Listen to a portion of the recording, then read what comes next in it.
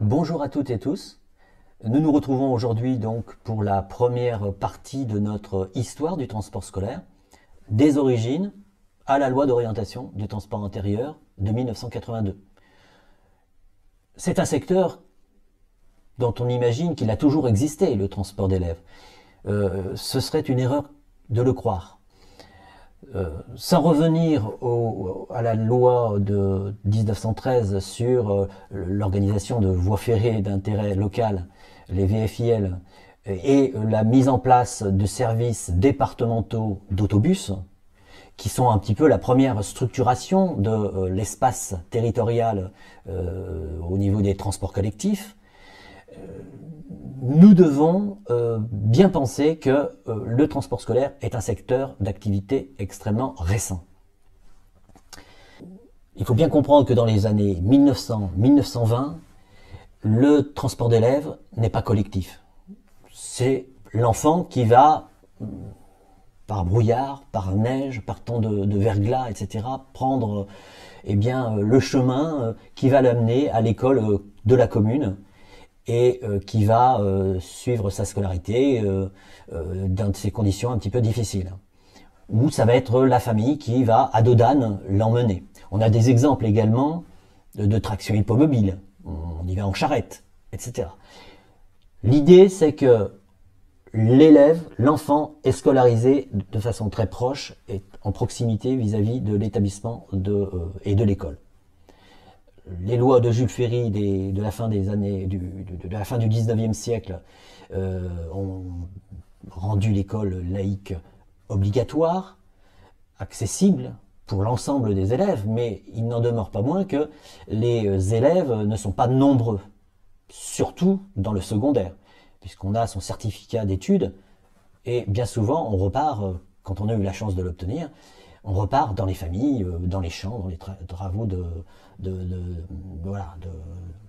la famille. Donc, il n'y a que très peu d'initiatives de transport collectif d'élèves. Et vous le voyez dans l'autre photo qu'on vous propose. Voilà, on a l'exemple d'un transport scolaire dans un lycée agricole à Sibens, dans l'Ain.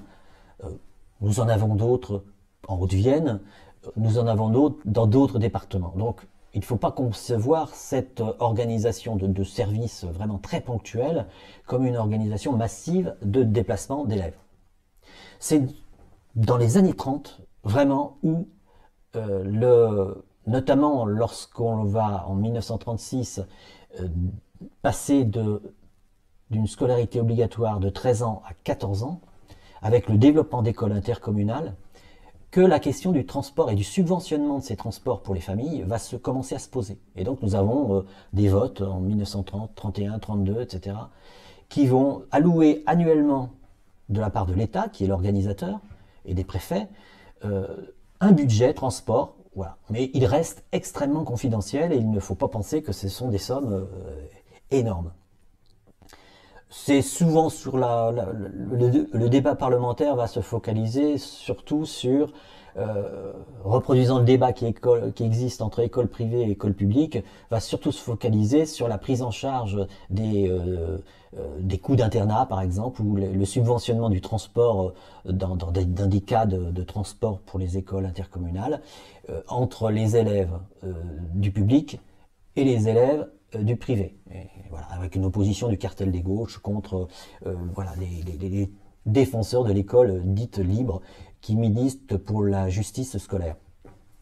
Développé. Alors, les conseillers généraux de l'époque, pour un certain nombre, face à des demandes de familles pauvres, notamment, vont prendre en charge parfois un pourcentage du prix du transport qui est demandé par le transporteur.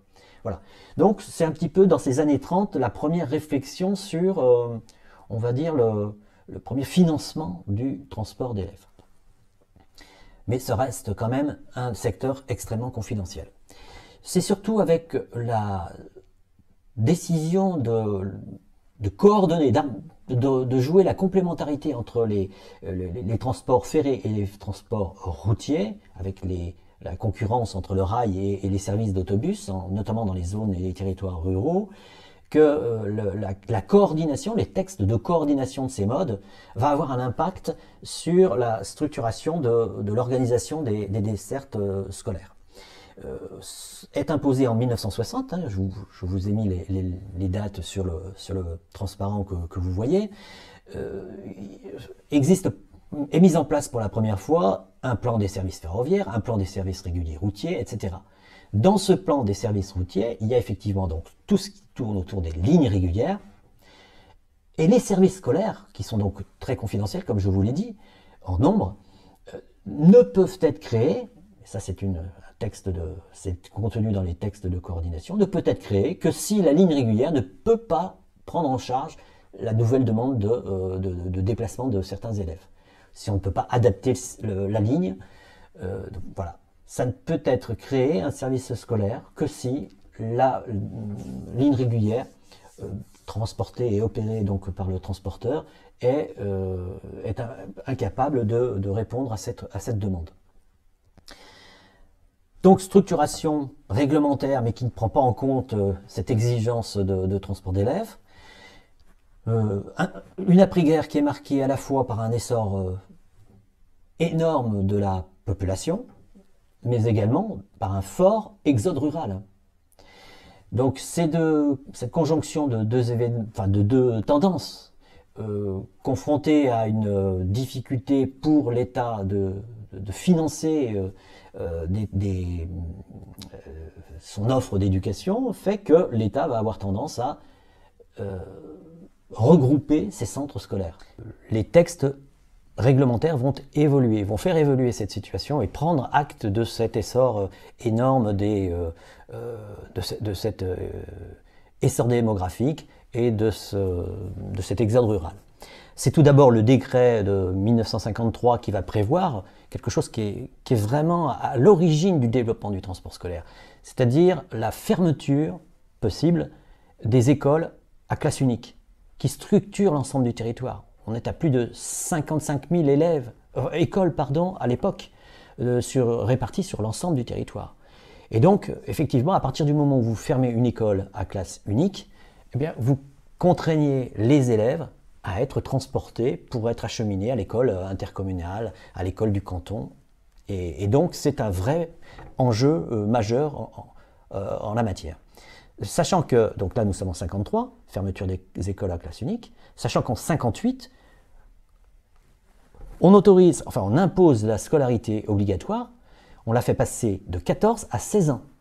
Cela dit, ça fait effectivement une différence fondamentale, puisqu'en fait on va avoir de forts contingents d'élèves, et notamment des collégiens, puisque le CES est créé, donc c'est l'ancêtre du collège, qui va jeter en quelque sorte sur les circuits scolaires une pléthore d'élèves.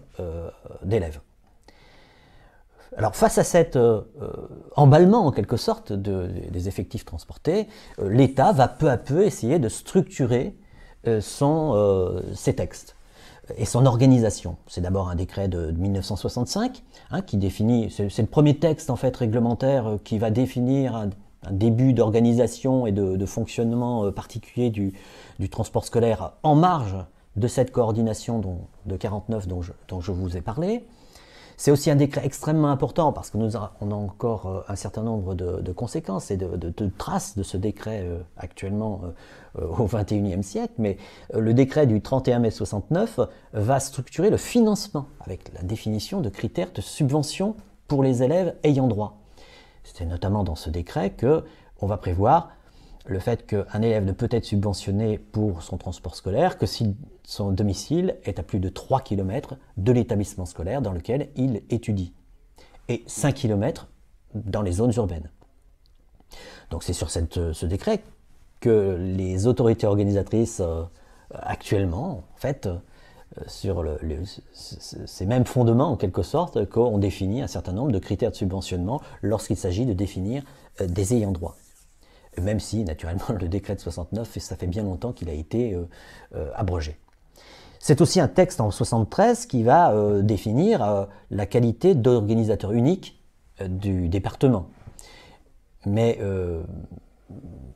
c'est pas, nous allons voir dans ce qui suit que cette volonté va s'écraser en quelque sorte sur le dur mur des réalités. Mais ce décret de 73 permet également d'assouplir un peu les règles de coordination, puisqu'en fait on peut désormais créer un circuit scolaire si on montre que son coût sera moins important que le coût effectué au titre d'une ligne régulière qu'on aurait adaptée. Le décret de 73, c'était également un contrat type qui existe entre la préfecture et le transporteur et qui va essayer de commencer à un peu structurer de manière un peu rationnelle ce que l'on entend par opération de transport. Donc voilà, c'est un petit peu l'ancêtre de nos contrats et de nos CCTP. La réalité, eh bien, c'est qu'en 1958, nous n'avions que 345 circuits scolaires en France.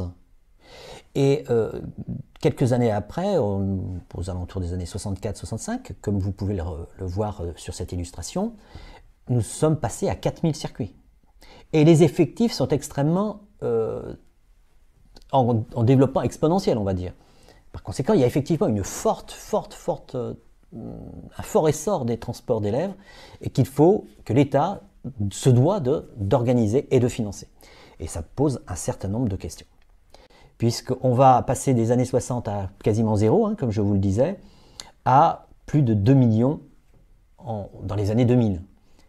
Alors, or, tout ce qui est transport d'élèves dans le cadre des agglomérations, qui est un petit sujet particulier, notamment dans cette période 60-2000.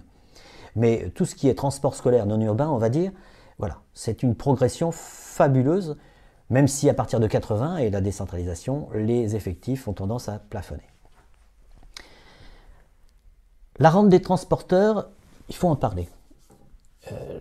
En fait, par rapport à ce développement massif des transports d'écoliers, par rapport au fait que la réglementation et l'organisation privilégient l'organisation de lignes régulières, le secteur du transport scolaire est vraiment très contraint et constitue, de l'aveu même des représentants de la fédération professionnelle des transporteurs, une bouffée d'oxygène, car les subventions qu'ils obtiennent pour le financement de ces transports d'élèves, eh bien en fait, il y a un système de subventions croisées qui fait que ce n'est pas forcément au titre du transport scolaire que les investissements sont réalisés, mais au titre d'autres types de transports, comme les transports de ligne régulière ou les transports occasionnels qui commencent à se développer dans cette période.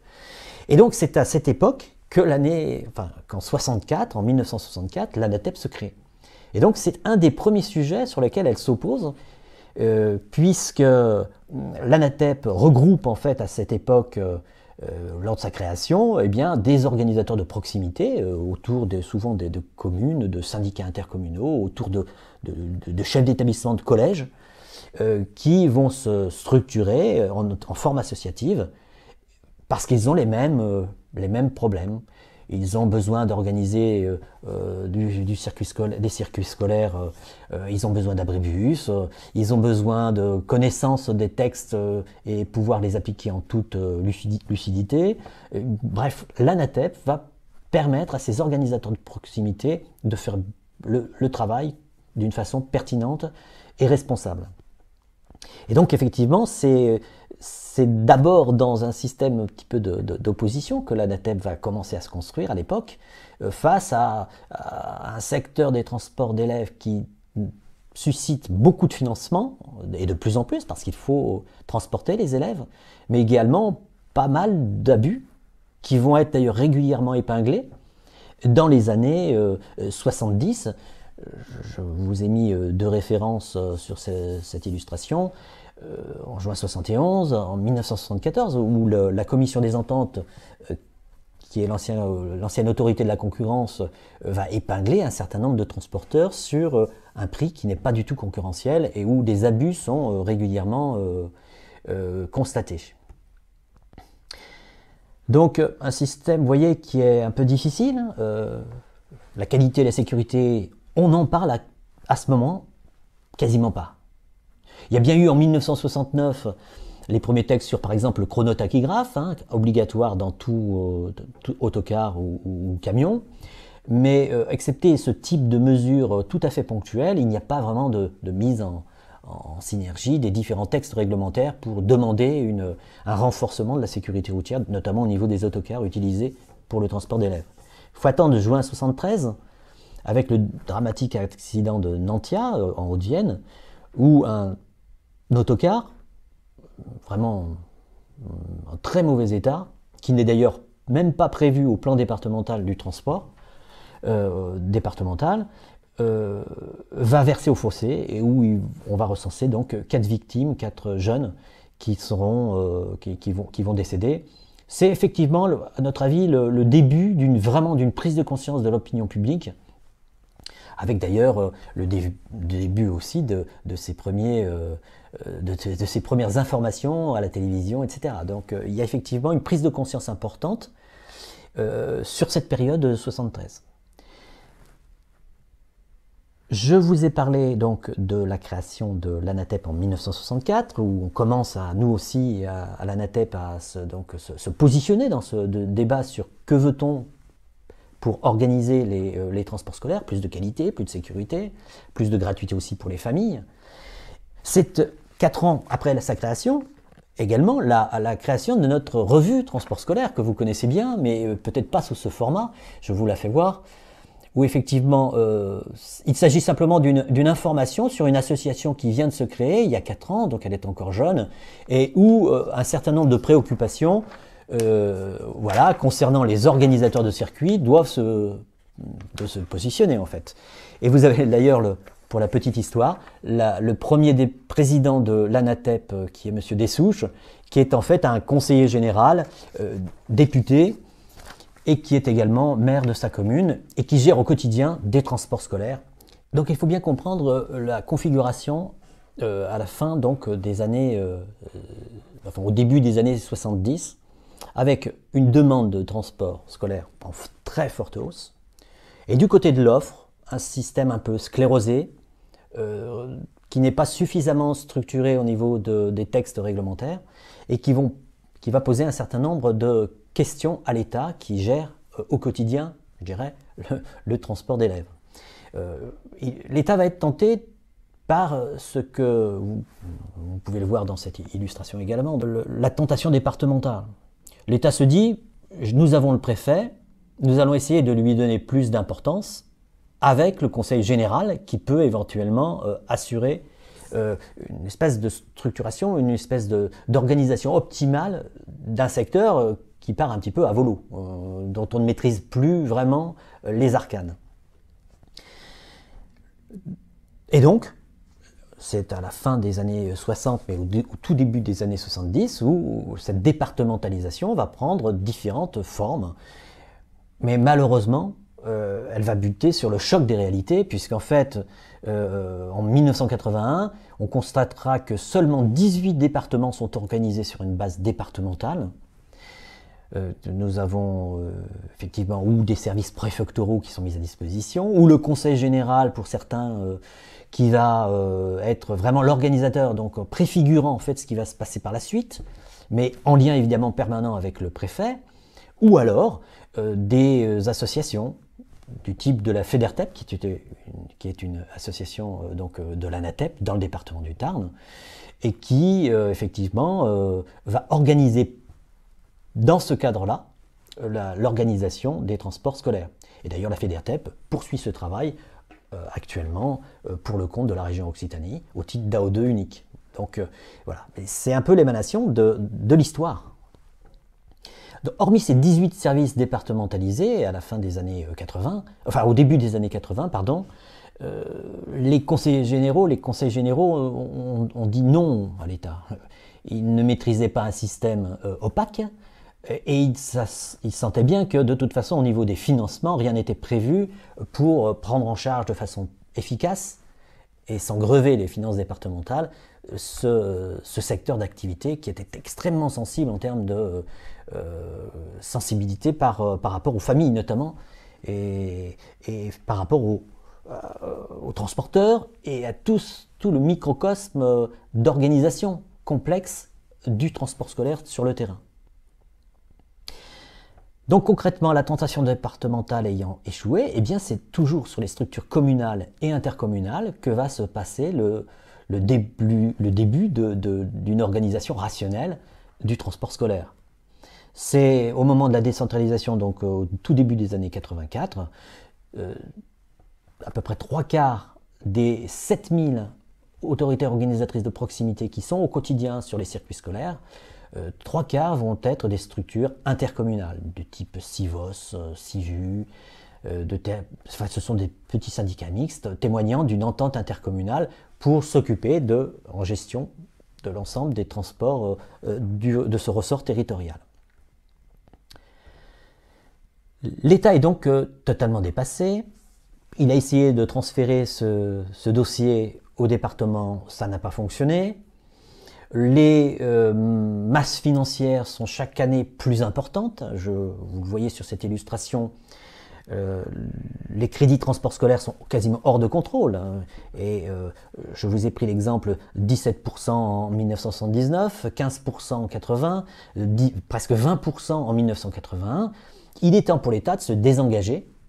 Et le transport scolaire va faire partie de cette liste à la Prévert des lois de fer, ou en même temps que les collèges au département, etc., où il est question de transférer ce dossier extrêmement sensible au département, pour ce qui concerne évidemment des zones non urbaines.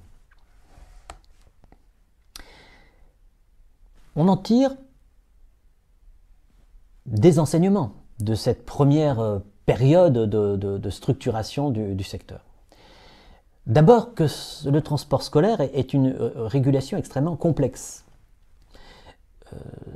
Ça fait intervenir un certain nombre d'opérateurs, d'organisateurs, de structures, de collectivités locales. Ça impacte la vie des familles. Ça a des dimensions éthico-politiques, de sécurité, mais aussi des dimensions technico-économiques, de rationalisation dans l'organisation des circuits. Et on peut se poser la question quel bon niveau de prise de décision, à quel niveau de prise de décision on peut se positionner. Est-ce que c'est en fonction du canton? Est-ce que c'est en fonction des bassins de vie autour des secteurs de collège? Toutes ces réflexions-là, ça mûrissent peu à peu dans la tête des concepteurs de circuits. Ce sont des questions extrêmement difficiles. Et puis, comme je vous l'ai dit, à partir de 1973, c'est aussi cette exposition au risque des élèves, lorsqu'on les transporte sur les routes, qui va poser un certain nombre de questions. Et c'est une question d'organisation et de responsabilité qui va, de façon très, très rapide d'ailleurs, être sur le dessus des dossiers importants des organisateurs. C'est d'ailleurs pas pour rien que l'ANATEP va, avec le groupe Maïf, fondé dès 1965, à la demande d'un certain nombre d'organisateurs de proximité, le premier contrat collectivité d'assurance, de prise en charge de la responsabilité d'une autorité organisatrice, car les responsabilités sont lourdes, et les élus et les organisateurs de proximité se rendent bien compte que c'est effectivement une dimension qu'il faut avoir en tête. Donc une régulation complexe d'un côté, et puis une révélation qui se fait de plus en plus forte, c'est que le transport scolaire est un transport scolaire contraint. Il faut bien comprendre que nous sommes dans une configuration où la demande prime sur l'offre, où les besoins de l'éducation nationale vont conduire à des impacts au niveau des transports, de l'organisation, du financement de ces transports. Et cette réalité-là, on la connaît depuis de nombreuses années, et elle continue à être extrêmement présente dans toutes les réflexions actuelles sur la question du transport scolaire.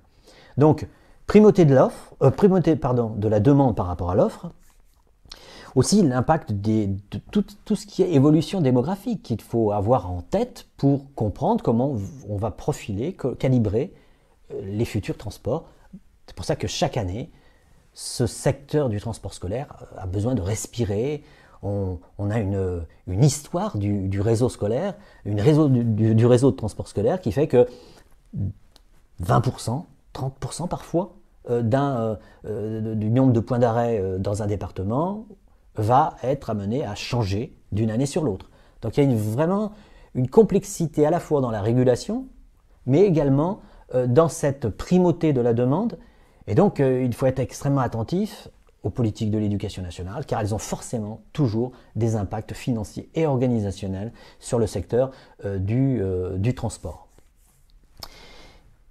Nous arrivons évidemment, comme je vous l'ai dit, à cette année 1982, qui va marquer l'instauration de la loi d'orientation des transports intérieurs, une loi du 30 décembre 82, et qui ne laisse en fait à l'État que l'organisation qui ne laisse à l'État que la responsabilité de la sécurité routière et des réglementations techniques liées aux véhicules. Mais tout ce qui reste sur l'organisation, le fonctionnement, le financement va être transféré à des collectivités départementales et des agglomérations.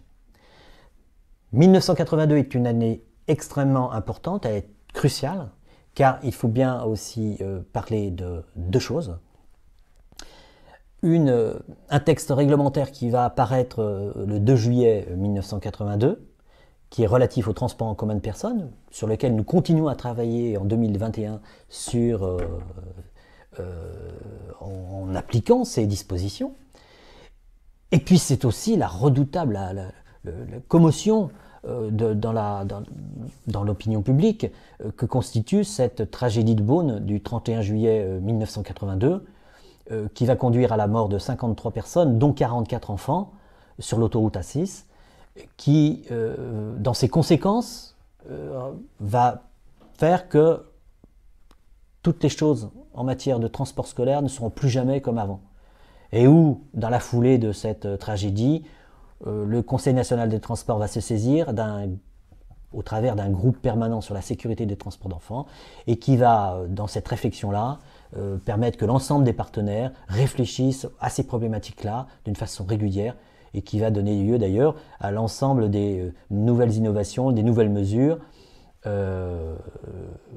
sur on va dire, les 30 années qui vont suivre.